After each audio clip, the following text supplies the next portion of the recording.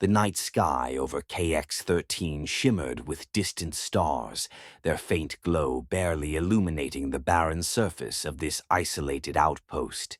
Commander Rohr stood at the viewport, hands clasped behind his back, staring into the vast darkness. After 15 years commanding this frontier station, he had grown used to the solitude, even found solace in it.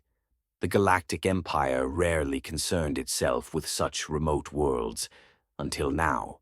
From her communications console, Lieutenant Commander Amara called out, "I'm detecting something unusual on long-range scanners." Rohr turned, crossing the dimly lit command center in a few strides.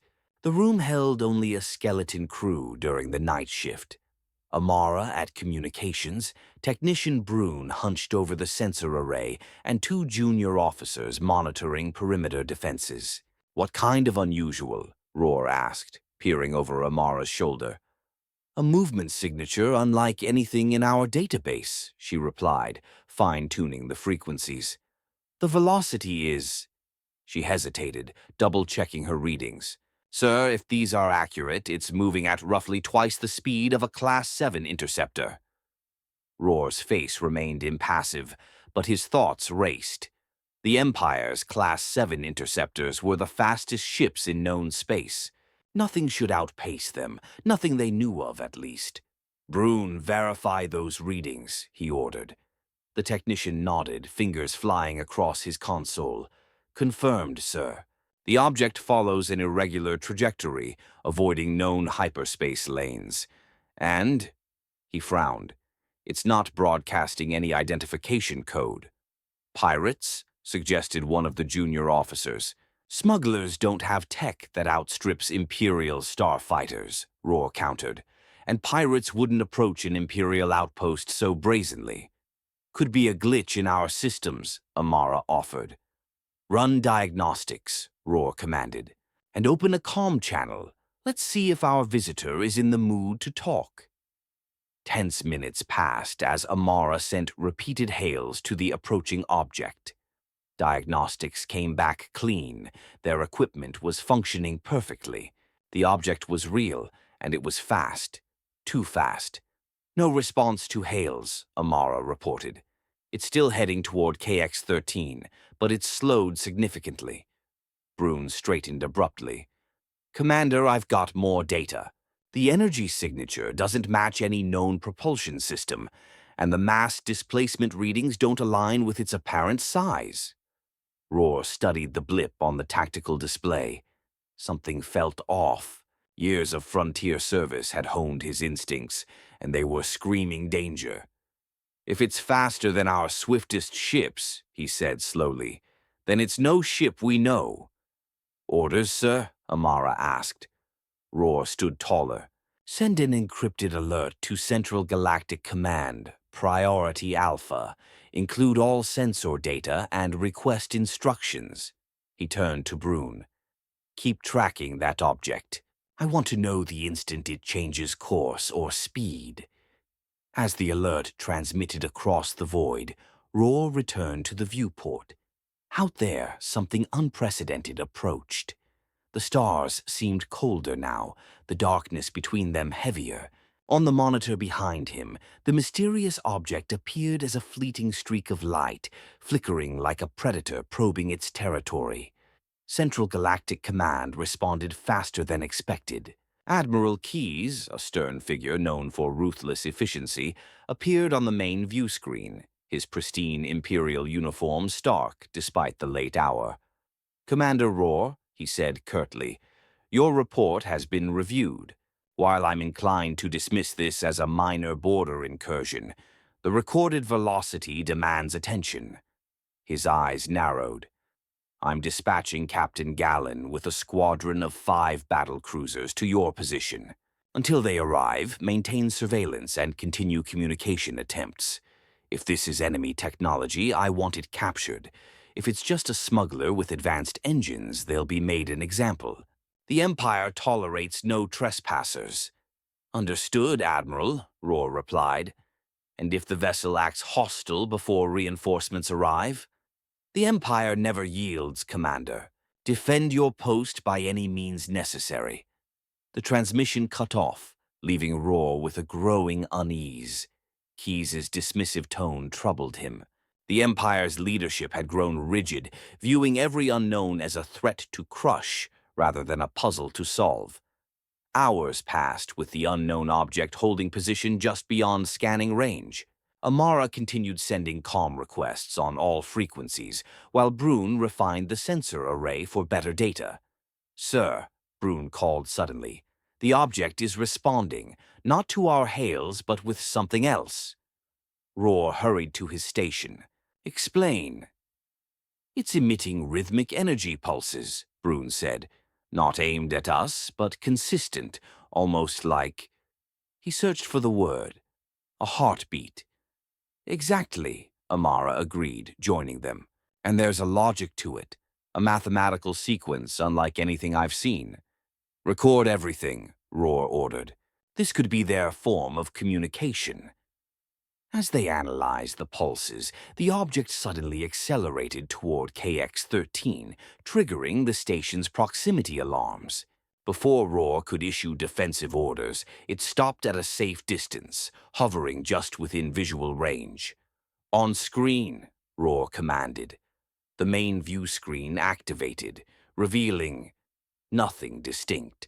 A distortion in space, a ripple in reality with a faint glow at its core. "Is the visual feed malfunctioning?" Roar asked. "No, sir," Brune replied. "That's what it looks like it's only partly here." "It's in stable orbit," Amara reported, "as if it's observing us, or waiting." Their discussion was interrupted by the arrival of Captain Gallen's squadron. 5 Imperial battle cruisers dropped from hyperspace in precise formation, their massive hulls blotting out the stars. The comm console chimed. "Commander Roar," Gallen's crisp, confident voice filled the room. "We're here to handle your situation." "Captain, we're still studying the object," Roar replied. "It's displaying unusual traits and hasn't made hostile moves. I recommend caution." "The Empire doesn't do caution, Commander," Gallen said dismissively. "We'll take it from here." On the tactical display, Roar watched the squadron form an attack pattern around the object. "Unidentified vessel," Gallen's voice boomed over open channels. "This is Captain Gallen of the Imperial Fleet. You've entered sovereign Imperial territory. Power down your engines and prepare to be boarded. Resistance will be met with lethal force." The object remained still, emitting its rhythmic pulses. Then, without warning, it released a brief, bright energy surge. Not a weapon, but a wave that swept over the Imperial ships. For several seconds, their communications went silent. When they returned, Gallen's voice was taut with anger. "Did you see that? It disrupted our systems." "Captain," Roar interjected, "I don't believe that was an attack. The pulse pattern suggests—" "I don't need your theories, Commander," Gallen snapped. "That was hostile, preparing a warning shot." "Captain Gallen," Roar said urgently, "I strongly advise against aggression. Something's off about this vessel. We should wait for further orders." "Warning shot only, Commander," Gallen replied. "Standard Imperial protocol." Roar watched helplessly as one of Gallen's cruisers fired a laser blast, passing harmlessly in front of the object. For a moment, nothing happened. Then the object vanished. "Target lost," Gallen shouted. "All ships, full sensor sweep." "It didn't jump to hyperspace," Brune reported, stunned. "It just disappeared." Panic spread through the squadron as conflicting sensor readings poured in. Some claimed the object had disintegrated. Others said it had moved too fast to track. "Sir," Amara whispered to Roar, "I have a bad feeling about this." Before Roar could respond, alarms blared. "Contact!" Gallen shouted. "It's behind us!" The object had reappeared directly behind the Imperial formation, its pulses now faster. A localized gravitational distortion emanated from it, causing 2 battle cruisers to veer off course, their engines faltering. Systems failure across decks 3 through 17, came a panicked report from one ship. We're losing navigation and weapons. Open fire, Gallon ordered. Full offensive pattern. Captain, please, Roar intervened. You're escalating a situation we don't understand. But Gallon's order stood. The three operational cruisers turned, weapons charged, only to find their targeting systems offline. What's happening? Gallon demanded. Sir, his weapons officer replied, shaken. Our firing controls are rebooting. We didn't initiate it. It's like something rewrote our command codes. From the outpost, Roar, Amara, and Brune watched the Imperial squadron falter, their advanced technology rendered useless without a single shot fired against them. This isn't just superior tech, Roar said quietly. It's like they're testing us, probing our reactions. Agreed, Brune nodded. It's systematic, like a scientist studying a specimen. Aboard the Imperial flagship, chaos reigned as Gallon struggled to maintain control. Retreat is not an option, he insisted, even as systems flickered and failed. The Empire does not show weakness. Sir, his executive officer countered, we can't fight what we can't hit. We should withdraw and return with a larger force. Cowardice, Gallon snapped. We'll show this intruder the consequences of challenging the Empire. As the argument raged, the object held its position, its rhythmic pulsing unbroken. At Central Galactic Command, Admiral Keyes received Gallon's distress signal with growing alarm. The reported capabilities far exceeded anything the Empire had faced. He summoned his senior staff, but quietly slipped away to a restricted section of the command center, level Omega, accessible only to those with the highest clearance. Inside, Professor Anissa, a brilliant scientist whose work remained classified even to most high-ranking officials, greeted him. Admiral, I presume this concerns the anomaly at KX-13. You've heard? Keyes asked, surprised. We monitor all unusual phenomena, she replied cryptically, leading him to a secure terminal. This isn't the first such encounter. She pulled up ancient files, some centuries old. We call them nightmares on the edge, rare incidents with similar patterns, vessels moving too fast, disrupting systems without conventional weapons, appearing and vanishing at will. She showed grainy footage from early Imperial and pre-Imperial expeditions. The parallels were undeniable. Our analysis suggests these aren't ships as we know them, Anessa explained. If they are ships, they're alive, sentient in some way. Their pulses contain a mathematical language beyond our comprehension. Why wasn't I briefed on this? Keyes demanded. Imperial policy, compartmentalization, Anessa said with a shrug. These events were deemed too rare to impact military strategy. They're impacting it now, Keyes growled. Can they be destroyed? Anessa's expression darkened. That approach has been tried, Admiral. It ended badly for those who attempted it. At KX-13, the standoff persisted. The Imperial squadron had restored partial systems, but hesitated to act aggressively. Gallon reluctantly awaited orders from Central Command. Then, without warning, the object broadcast a message across every channel, appearing on all screens and speakers in the outpost and Imperial ships. The brief message, in an unknown language, translated itself into standard Imperial text. This is not your domain. Stand down. It repeated 3 times, then fell silent. What does it mean, not our domain? Amara wondered. This is Imperial territory. Maybe it's not about political borders, Roar suggested. Maybe it's about this region of space itself. Brune studied the mathematical pattern accompanying the message. This isn't just a warning, it's elegant. The equations describe physics we've barely begun to explore. Roar felt a chill. We need to report this immediately. This isn't a border skirmish anymore. This could threaten the entire Empire. Admiral Keyes convened an emergency session of the Imperial High Council. The 12 highest-ranking leaders gathered in a secure chamber, their expressions grim as they reviewed the KX-13 reports. The evidence suggests an intelligence far beyond our technology, the science counselor began. Communication, not confrontation, should be our priority. Absurd, General Vex slammed his fist on the table. No power surpasses the Empire. This is a rebel weapon or rival system testing us. We must respond with overwhelming force and risk provoking an entity that can disable our warships without firing, another counselor countered. The debate grew heated, but Keyes had made his choice. The Empire's reputation was at stake. Decades of unchallenged rule had forged a doctrine intolerant of weakness. We will deploy the main battle fleet to the galactic rim, where these signals originate, he declared, silencing the council. Not to negotiate, but to prove the Empire remains the galaxy's supreme power. If these entities challenge us, they'll learn the consequences. The vote wasn't unanimous, but the majority backed Keyes.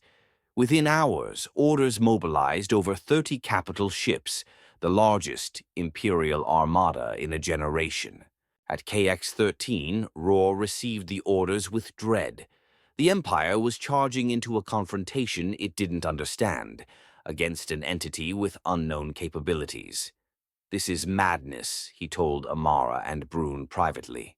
They're treating this like a standard military operation when everything suggests we're facing something beyond our grasp.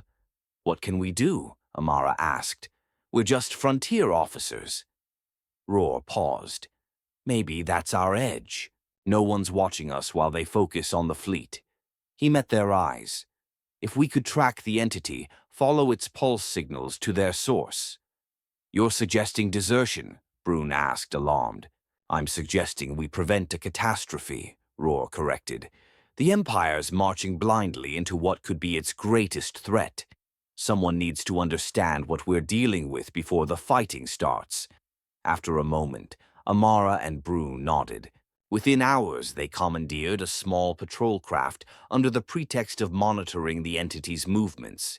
Instead, they charted a course toward the distant coordinates from which the pulses seemed to originate. Their journey took them through uncharted space, evading Imperial patrols. Amara tracked the entity's faint energy signature while Brune modified their craft's engines for extended travel. The pulse patterns are intensifying, Amara reported days later. We're getting close.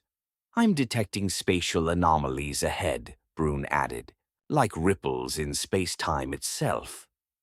Emerging from a dense asteroid field, they beheld an unimaginable sight, a vast array of entities like the one they'd encountered.